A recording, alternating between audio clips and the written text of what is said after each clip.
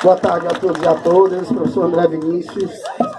Gente, eu sou professor, historiador de formação e eu faço isso, minha profissão, há quase 20 anos, mas eu nunca me senti tão pequeno diante de tanta coisa que a gente escuta aqui. Eu tenho muito pouco a dizer para vocês diante dos documentos históricos vivos que estão aqui.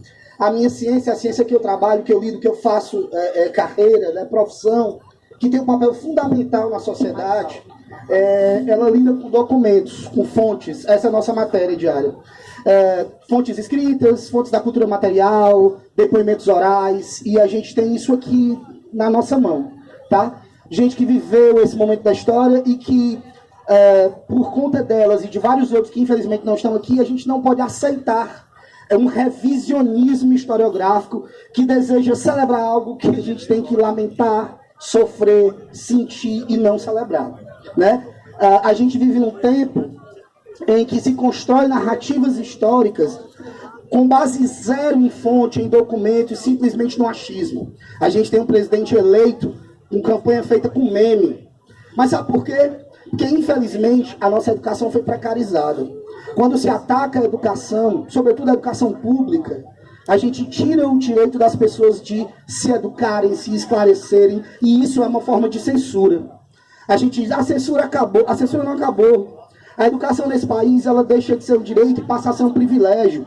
Grandes conglomerados educacionais e a escola pública escateada, certo? O filho do trabalhador tem que ser educado para ser mão de obra. Ele não tem direito de ser doutor, né? Tem muito doutor nesse país, disse o presidente, certo? O MEC está sem governo, né? Está um anal à deriva, certo? A gente não sabe qual é a perspectiva da educação pública nesse país, corte de verbas para pesquisa. Isso é uma forma de censura. Embora a gente tenha centrais de mídia no nosso bolso, celular, não dá mais para censurar como se censurava antes, certo? Mas se censura de outra forma, tirando das pessoas o direito de se informar, de saber a verdade, tá? E se constrói narrativas históricas totalmente distorcidas, né? A gente acompanhou, não sei se vocês tiveram a oportunidade de ler, o documento que eles redigiram para ser lido nos quartéis no dia 31 de março, né? Em comemoração ao golpe. Ele faz vários relatos a passagens históricas e distorce todas elas, tá? Isso só é possível por falta de acesso à informação. A gente, infelizmente, está vendo o crescimento de um discurso de ódio, né, de um discurso que contraria as verdades históricas, e isso precisa ser combatido. Isso que a gente está vendo aqui, tirar a história de dentro dos muros da universidade, de dentro das salas de aula, que a gente chama de dimensão pública da história, certo? Tem um papel fundamental, gente, fundamental, na formação do que a gente chama de consciência histórica.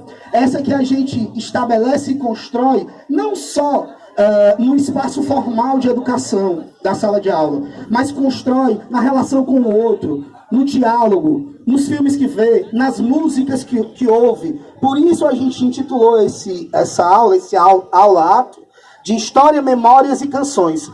Aqui a gente está discutindo história do jeito certo de fazer, com documento, com método, com respeito à memória. A gente tem pessoas que trazem para nós aqui memórias sensíveis desse tempo, certo? Que precisam ser respeitadas, né? Que precisam ser veladas muitas vezes, tá? E a gente tem canções que nos transportam para esses momentos, nos sensibilizam. A canção, ela é uma ponte entre o presente e esse passado, tá? Eu queria fechar, a gente tem sempre muito pouco tempo aqui, eu queria dar voz, eu quero ouvir as pessoas, mais do que falar. Eu queria dizer que a história é uma ciência cujo grande propósito dela é olhar para o passado fazendo questionamentos do presente. Se a gente achar que o papel da história é saber o que aconteceu, a gente não faz sentido nenhuma história. As perguntas lançadas para o passado devem ser as perguntas do hoje. O passado é simplesmente o que vai nos ajudar a tomar escolhas corretas, a nos nortear no presente, tá? O grande papel da história é saber que as coisas nem sempre foram assim, do jeito que estão agora, e não precisam ser assim para sempre. E todos vocês aqui reunidos, diante de uma única causa, que é contestar essa memória distorcida que está se construindo em torno do golpe da ditadura de 21 anos nesse país, toda essa força que eu sinto aqui emanar de cada um de vocês, nos mostra que é possível construir um futuro diferente e não permitir que esses fascistas continuem governando esse país.